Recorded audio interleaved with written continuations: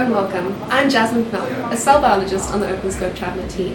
And I'm Fraser Montandon, an engineer on the openScope Traveller team. In our last video, we covered assembly of the openScope Traveller. And in our subsequent video, we looked at imaging in brightfield. In today's video, we're going to be looking at imaging with fluorescence. Starting by setting up your laptop, configuring the software, loading your sample onto the openScope Traveller, and taking your first fluorescence image. We hope that you find this video helpful. First, ensure that all applicable USB connectors from the openScope Traveller are connected to the laptop.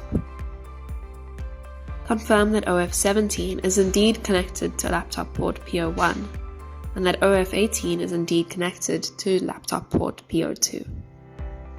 Log in using the credentials supplied in your manual. Next, launch the Micromanager software platform by clicking on its desktop icon.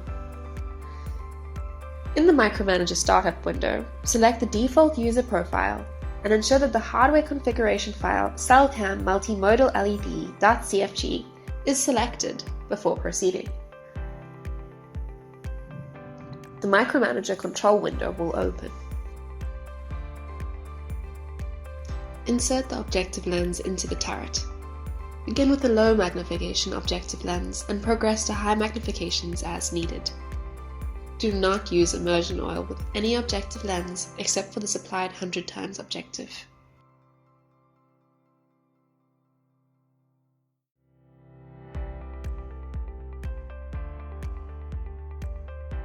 In the Micromanager hardware configuration window, select the appropriate objective from the objective menu.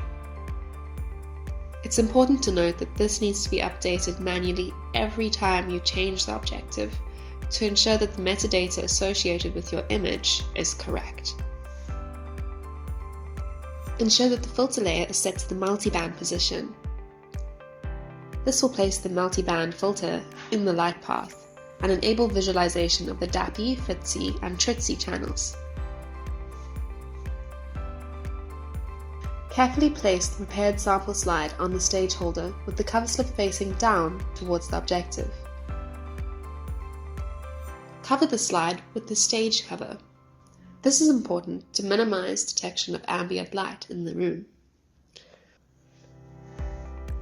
From the camera selection menu, select the Kicker monochrome camera. Ensure that the shutter checkbox option is set to auto.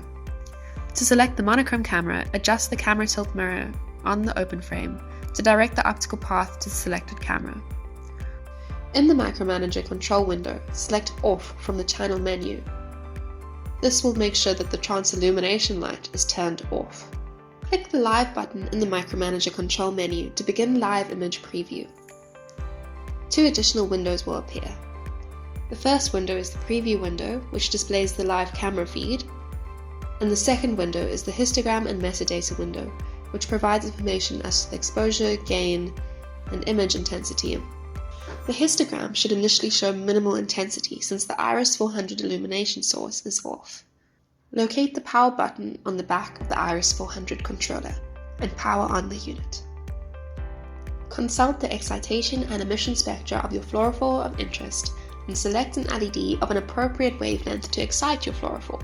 It is important that you know the absorption and emission spectra of all the fluorophores used in your experiment to ensure that they are compatible with the filter sets and the Iris 400 LEDs when you are planning your imaging experiment.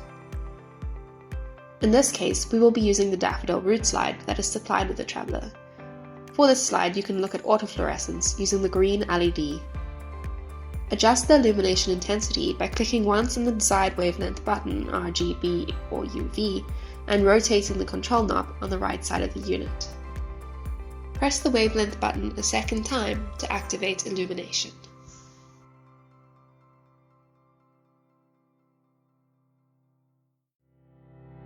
If no image appears and the histogram is compressed to the left, increase the exposure time in milliseconds. Alternatively, if you don't want to expose your sample to high-intensity light because you're concerned about photobleaching, you can change the appearance of your image in live view by adjusting the minimum and maximum display values shown on your histogram. These adjustments don't alter the underlying pixel intensity data, but instead alter the way that those values are displayed on your screen to enable you to better visualize the features of your sample.